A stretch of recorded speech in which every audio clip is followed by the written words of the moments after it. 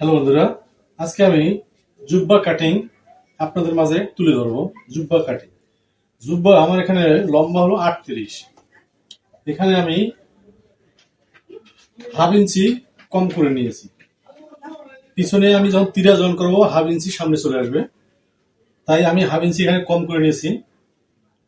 আর এখানে body body আমার 34-34-এর 4 ভাগের 1 ভাগ, মানে 8.5। 8.5 আমি এখানে নিয়েছি। শোল্ডার হলো আমার শোল্ডার হলো 13.5, মানে 13। আমি 13.5 এখানে নিয়েছি। তারপরে কি গলা এখানে আমি 2 কেটে নিয়েছি। পরবর্তীতে আমার যদি প্রয়োজন হয় আবার একটু বাড়তি করে কেটে নেব গলা জয়েন করার সময়। এখানে আমি গলায় নিয়েছি লম্বায় 2.25, এদিকে নিয়েছি পাশে নিয়েছি 2।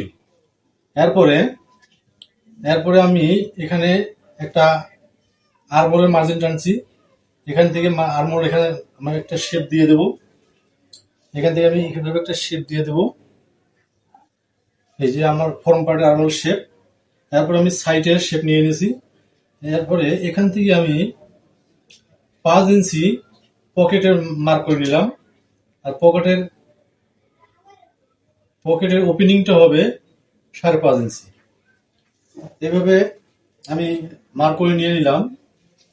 এবং নিচে নিচে নিচে ভাঁজটার জন্য আমি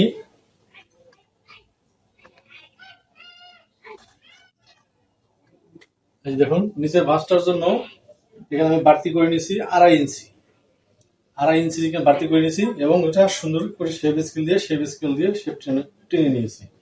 এটা আমার ভাঁজ এখানে আসবে, শেপটা এখানে আসবে।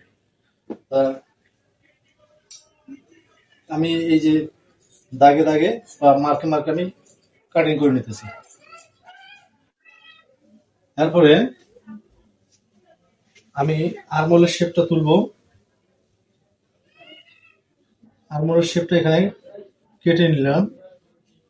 ক্যামেরা ঘোরাঘুরির সমস্যার কারণে হয়তো পুরোটা দেখাতে পারতেছি না।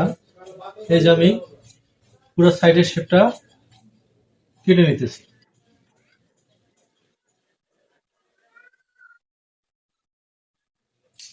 আমার ফ্রন্ট পার্ট কাটিং করা শেষ।